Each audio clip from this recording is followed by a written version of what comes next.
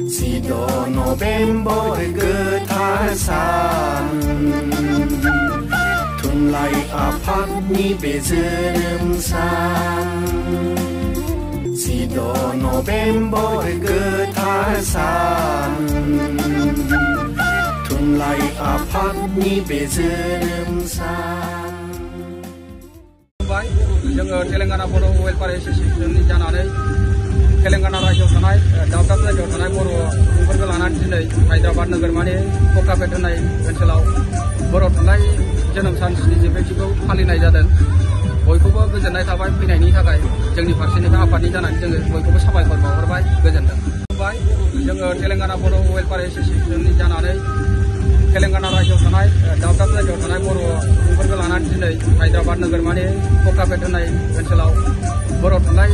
जोनोम सान 75थिखौ फालिनाय जादों।